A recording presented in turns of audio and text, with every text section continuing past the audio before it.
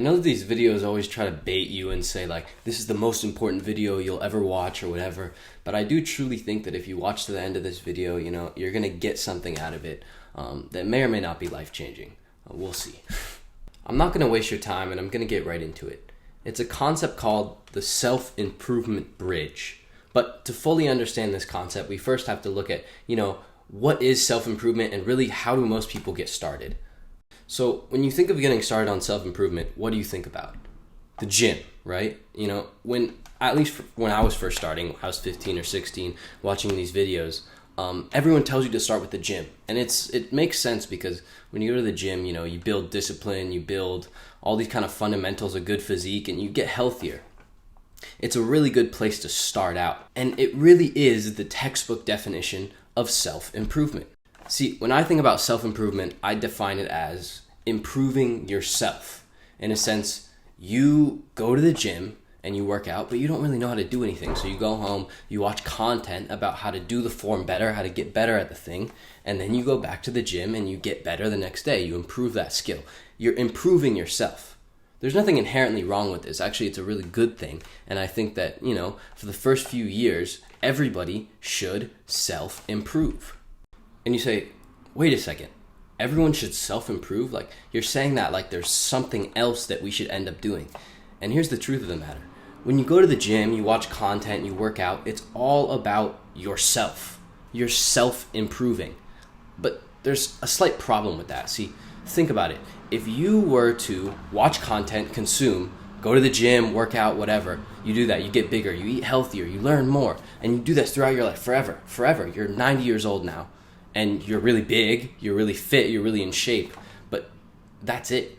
You didn't start a gym, you didn't teach people anything, like all you did was work out. Like, does that really sound like a fulfilling life? It's a real question.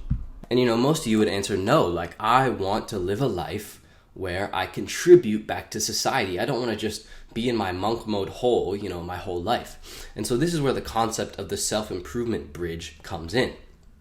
And the self-improvement bridge is the bridge between self-improvement and self-actualization. So what is this side? What is self-actualization? Well, actualization is basically the process of bringing something into reality. So how do you bring yourself into reality?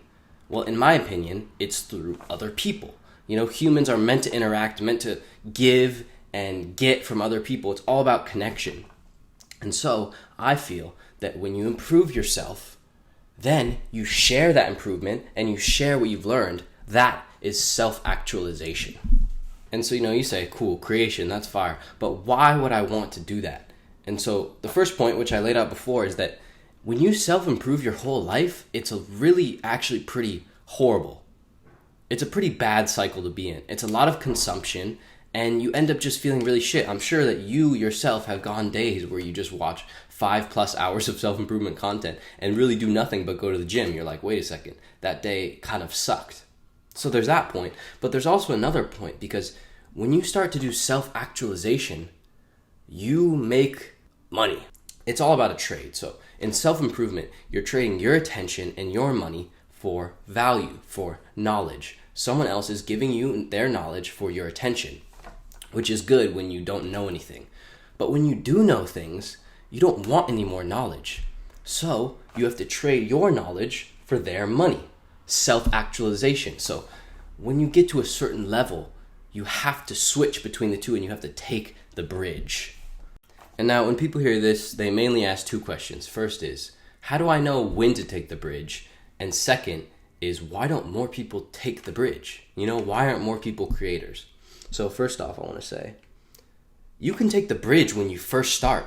When you get on self-improvement, say, even if you're like 12 years old, 10 years old, like you're young, you have knowledge to share, And when you share on topics, even if these topics have been covered before, your viewpoint is unique and special, and somebody else can empathize with that and gain value from it. So you can start sharing and be on the self-actualization side when you first start.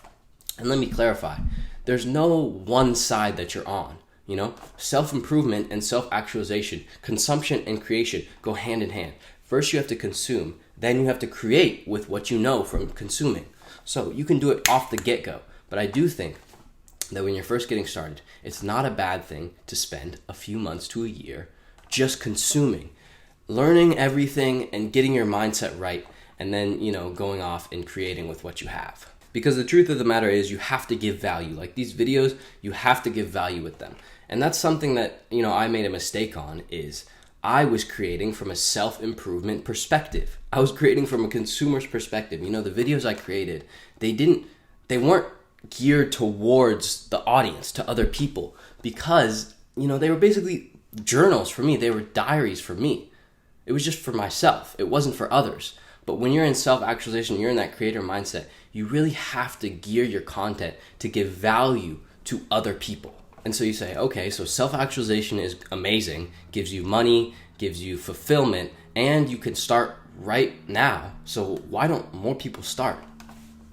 And the truth is, it's because it's scary.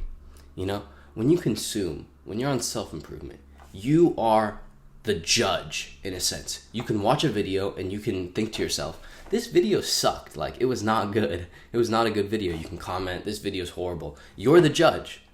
There's no repercussions coming back to you. But when you create, everybody can judge you. Everyone that watches it can say hate, or they can say good things, or anything can happen. And so that's scary for a lot of people, to put themselves really at that risk. But I have to ask you a question to really put things into frame. If it's Game 7 of the NBA Finals, would you rather be a player in the game, or would you rather be a judge or a ref? Would you rather be a player, or would you be a ref? Actually, no. Would you rather be a player, or would you rather be in the audience? Because the audience can judge the players. They can say, that was a bad shot. Boo, like you suck. But the audience can't really change the outcome of the game. In a sense, boos do not block dunks. And so if this is not Game 7, but this is your life, would you rather be a watcher who comments, I hate this, I'm jealous of you? Or would you rather be the player who's actually scoring and dictating the path of your life? Keep on creating.